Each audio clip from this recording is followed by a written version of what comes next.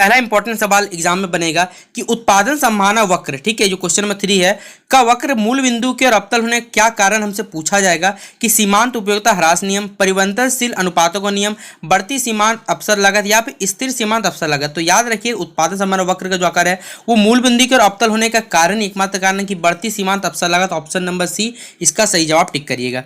अगला सवाल हमारा व्यष्टि अर्थशास्त्र के संबंध में कौन सा कथन सत्य है, और ये आपसे पूछा जाएगा एग्जाम में। आपको बता देता हूँ, व्यष्टि मतलब ही होता है, आप इसे क्या करते हैं छोटे स्तर पे या फिर पर्सनल लेवल पढ़ते हैं, और समष्टि मतलब ही होता है वैसा इकोनॉमिक्स का वो भाग यानी अर्थशास्त्र का वो पार्ट जिसमें हम लोग क्या करते हैं बड़े लेवल पे पढ़ते हैं। इसमें देखिए सबसे ऑप्शन नंबर जो डी आप पढ़िए जरा सा कि व्यष्टि अर्थशास्त्र के अंतर्गत व्यक्तिगत आते, क्या ये प्राइवेट बात नहीं है या किसी पर्सनल आदमी बात, तो यही इसका आंसर होगा। इसी तरह देखिए ऑप्शन आप छाटिएगा, आपका खुद आंसर आ जाएगा। अगला 5th और 6th इंपॉर्टेंट सवाल मार्क करिए। द वेल्थ ऑफ नेशन जो पुस्तक है वो किसने लिखी है, ये आपसे एग्जाम में जरूर पूछा जाएगा। याद रखिए किसने लिखी है, ये जो पुस्तक लिखी है आपने वो एडम स्मिथ ने लिखी, ये आपसे पूछा जाएगा एग्जाम में। अगला है अर्थव्यवस्था की किस केंद्रीय समस्या का समय उत्पादन की तकनीक के चयन से होता है, कि देखिए सबसे बड़ा अर्थव्यवस्था का केंद्रीय समस्या, याद जब भी ये सवाल बार बार हर मॉडल सेट में पूछा गया कि कैसे उत्पादन करें, ये सबसे आपसे बार बार पूछा जाएगा। तो याद रखिए कैसे उत्पादन करें इसका आंसर होगा, ये हर मॉडल सेट में आपको आंसर मिले क्वेश्चन मिलेगा। तो 6 का सी इंपॉर्टेंट सवाल मार्क कर लीजिएगा आप लोग। देखिए ये एक न्यूमेरिकल है, मैं आपको समझा देता हूँ कि एक तालिका दी हुई है जिसमें एक उपभोक्ता अपना उपयोगिता किस प्रकार यूज करता है।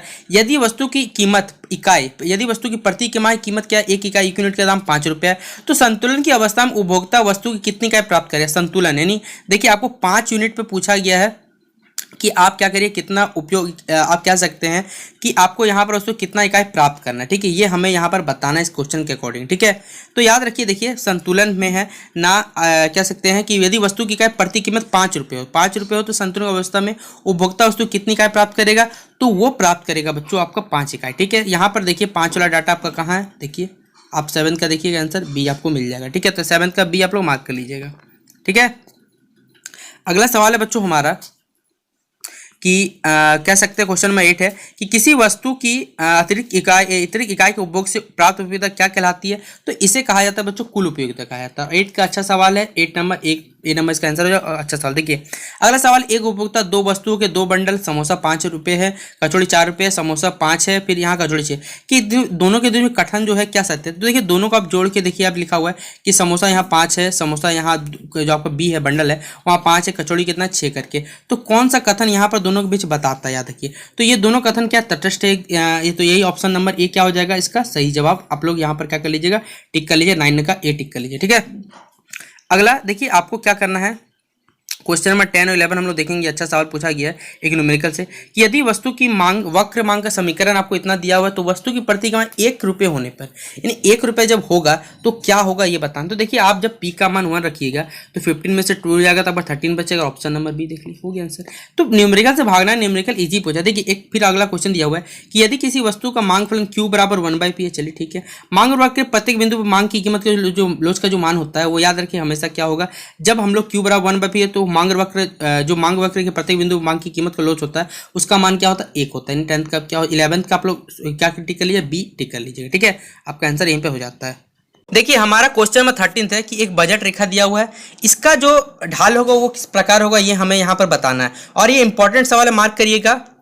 3x + 4y बराबर 20 दिया हुआ है। देखिए आप जब y को उधर भेजिएगा तो -4 होगा, 3 कहाँ आ जाएगा हमारा नीचे आ जाएगा, ठीक है। हमको क्या पूछा है, इसका ढाल का जो आकार कैसा होगा वो हमें बताना है। तो देखिए यहाँ पर 3 उधर जाएगा, माइनस हो जाएगा, 4 कहाँ जाएगा नीचे आ जाएगा, तो ऑप्शन नंबर क्या हो जाएगा 20 का आंसर हो जाएगा 13 का भी। देखिए चाय की कीमत कम होगी तो बताइए चीनी की जो मांग होगी वो क्या, खुद बताइए आप लोग दिमाग लगाइए क्या होगी, सीधी बात है बढ़ेगा, चाय की कीमत होगी तो चीनी की मांग क्या हो जाएगी, बढ़ जाएगी, सीधा आदमी पैसा कम, चाय की कीमत कम हो गया तो आदमी चीनी क्या ज़्यादा खरीदेगा, इसलिए बढ़ेगा नहीं बढ़ेगा, खुद सोचिए। देखिए याद है ये सवाल पूछा जाएगा कि ग्रिफिन वस्तु की इसी मांग वक्र जो ढाल होती है वो हमेशा याद रखिए क्या होती है, धनात्मक होती है। क्या होती है बच्चों, धनात्मक होती है, और ऑप्शन नंबर 20 का सही जवाब टिक कर लीजिएगा आप लोग। अगला 17 नंबर सवाल और 18 नंबर सवाल देखिए आप लोग, किसी वस्तु की कीमत को मजदूरी कहा है, किस साधन की कीमत को मजदूरी कहा जाता है। तो याद रखिए सीधा सीधी ये पूछा है, श्रम जो हम लोग मेहनत करते हैं उसी की कीमत को हम लोग मजदूरी का नाम देते हैं सीधा, इसलिए 17 का ए आंसर टिक कर लीजिएगा। अगला सवाल है देखिए हमारा, 2 साधन श्रम एल और पूंजी के लिए उत्पादन फलन देखिए ये इक्वेशन दिया हुआ है, आपको 100 इकाई बैठाना है। आप यहाँ पर भी एल की जगह 100 रखिए, यहाँ पे एल रखिए 100 रखिएगा।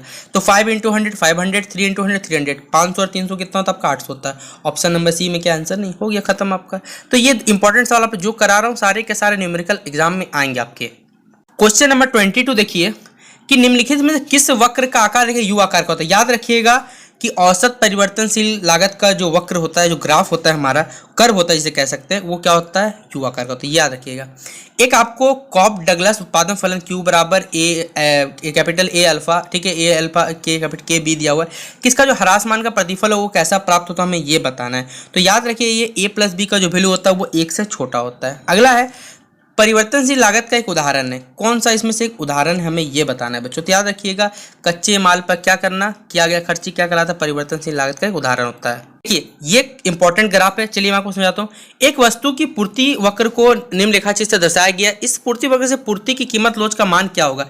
ये कीमत है, यहाँ पूर्ति दिखाएगा आपको। देखिए यहाँ से गया एस से एच डॉट पे गया, यहाँ जो लोच का जो मान होगा वो क्या होगा बच्चों। तो देखिए यहाँ पर 1 से अधिक होगा इसका मान, इसलिए ऑप्शन नंबर ये हमारा है सी में इसका राइट आंसर है। ठीक है, देखिए क्वेश्चन नंबर 20, 30 और 31 तीनों इंपॉर्टेंट सवाल है कि यदि बाजार संतुलन के संबंध कौन सा कथन सत्य है। बाजार संतुलन की स्थिति में क्या होता है, याद रखिएगा हमेशा बच्चों, वो होता है आपका कि मांग और पूर्ति तो बराबर हो गई, बाजार संतुलन करना। मांग अधिक के शून्य होता है, पूर्ति अधिक शून्य होता है, इनमें से सभी। तो ये सारे के सारे ऑप्शन है, इसलिए ऑप्शन नंबर डी इसका आपका डी से भी टिक कर लीजिएगा। अगला सवाल हमारा, किसी वस्तु की कीमत देखिए 4% कम हो गया, फिर लेकिन पूर्ति उसका जो 3% इसका जो डिमांड है वो क्या हो गया, बढ़ गया। तो बताइए वस्तु की कीमत क्या होगी। तो देखिए सीधा बात याद रखिए, ये क्या होगा आपका सापेक्षी, एक घटा दूसरा बढ़ा, सापेक्षी कंपेरिजन क्या आ रहा है, बस याद रखिए, हो गया खत्म। अगला 31 नंबर हमारा है, यदि अल्पकाल में एक पूर्ण प्रतियोगी फर्म के लिए वस्तु कीमत औसत परिवर्तनशील लागत से कम है, ठीक है, तो फर्म वस्तु कितनी इकाई का उत्पादन करेगा, तो वो करेगा 0 इकाई। ये सीधा बात है, जब दोनों के दोनों क्या कम है तो सीधा बात हम यहाँ पर जिसका प्रोडक्शन करेंगे वो क्या कर देंगे, 0 कर देंगे, सीधा बात याद रखिएगा। क्वेश्चन नंबर 34, 35, 36 ये अच्छा सवाल बच्चों कि दीर्घ काल में वस्तु की मांग घटने से, ठीक है, दीर्घ काल में वस्तु की मांग घटने से सामयिक में कीमत पे देखिए क्या असर हो, वृद्धि होगा, कमी होगी, तीव्र गति से वृद्धि या फिर कोई प्रभाव नहीं पड़ेगा। तो याद रखिएगा बच्चों कि जो दीर्घ काल में वस्तु की मांग घटने से उसमें सामयिक कीमत में क्या हो जाएगी, कमी हो जाएगी। ठीक है, तो 34 का बी टिक करिएगा।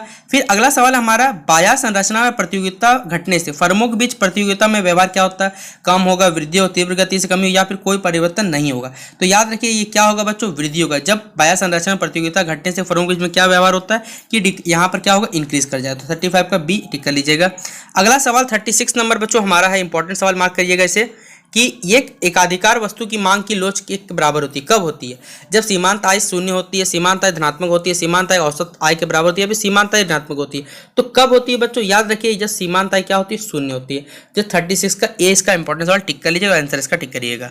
तो हमारा 39 नंबर और 40 नंबर ये भी अच्छा सवाल है कि मांग वक्र का आकार क्या होगा ताकि कुल आगाम वक्र मूल बिंदु हो जाती है धनात्मक ढाल की एक सरल रेखा हो, एक सरल रेखा जिसकी ढाल ऋणात्मक हो, मांग अक्ष के समांतर, आयताकार परवलय या फिर यू आकार का। तो क्या होता है बच्चों, जब मांग वक्र का आकार आपका क्या होता है, ताकि कुल आगाम क्या हो जाए आपका, मूल बिंदु से गुजरती है धनात्मक ढाल की और क्या एक सरल रेखा हो, तब ये जो मात्रा होती है वो अक्ष की क्या होती है, समानांतर होती है। यानी ऑप्शन नंबर बी आप लोग टिक करिएगा। देखिए आपको फिर एक डाटा दिया हुआ है, एक फर्म में देखिए लिखा हुआ है सीमांत आगम अनुसूची में वस्तु की 6 यूनिट लेना आपको। ठीक है, चलिए हम लोग 6 यूनिट ले तो उसमें कोई दिक्कत नहीं है कि उत्पादन से कुल संप्राप्ति क्या होगी ये हमें बच्चों बताना है। तो क्या यहाँ पर प्राप्त होगा हमको ये बताना है बच्चों। तो कैसे बनाइएगा आप, कुछ नहीं करना है। देखिए आपको जब भी ये क्वेश्चन पूछा जाएगा तो 6 यूनिट बोला हुआ है, ठीक है, यहाँ मात्रा 6 यूनिट है। इसके पहले जो भी डाटा दिया सबको जोड़िए, 10, 8, 18, 18 से 24, 24, 28, 2, 30। ऑप्शन नंबर कहाँ है हमारा, सी में इसका आंसर। तो हो गया खत्म। तो ये थे देखिए आपके टॉप 20 सवाल जो आपके एग्जाम में बनेंगे, मैंने आपको टिक करवा दिए हैं। आप इनको जरूर पढ़ के जाइए क्योंकि ये मोस्ट इंपॉर्टेंट सवाल है जो आपके एग्जाम में आएंगे। क्योंकि मॉडल सेट से सवाल जरूर आ रहा है, लेकिन मॉडल सेट के आपको पूरा क्यों मॉडल सेट आपको याद होगा अपनी। टोटल एक सेट में ऑब्जेक्टिव में 40 है, टोटल 5 सेट 200 क्वेश्चन, 200 क्वेश्चन में आएगा तो 40 ही आपको। तो ये क्वेश्चन 20 क्वेश्चन को टिक करा दिया हूँ और इससे पहले ही मैंने आपको कुछ इंपॉर्टेंट टिक करवा दिया इकोनॉमिक्स का। अब मॉडल सेट 1 to 5 तो मैंने पहले सॉल्व कर दिया था। अगर आपने वो नहीं देखा है तो वीडियो के डिस्क्रिप्शन बॉक्स में लिंक मिलेगा, प्लेलिस्ट बना हुआ है, वहाँ पर सारा का सारा वीडियो अवेलेबल। अब तक जितने सारे के सारे इंपॉर्टेंट टिक करवाए हैं मॉडल सेट पेपर 1 हो चाहे मॉडल सेट पेपर 1 से लेकर 5 तक और टर्म 1 टर्म 2 दोनों ही मैंने आपको बता दिया। तो सभी वीडियो आप देख सकते हैं अगर आपका मन करे तो। चलिए मिलते हैं अपने अगले वीडियो। ये वीडियो पसंद आया तो वीडियो को अपने दोस्तों शेयर करिएगा और वीडियो कैसा लगा कमेंट सेक्शन जरूर बताइए। तो चलिए मिलते हैं अपने अगले वीडियो पे।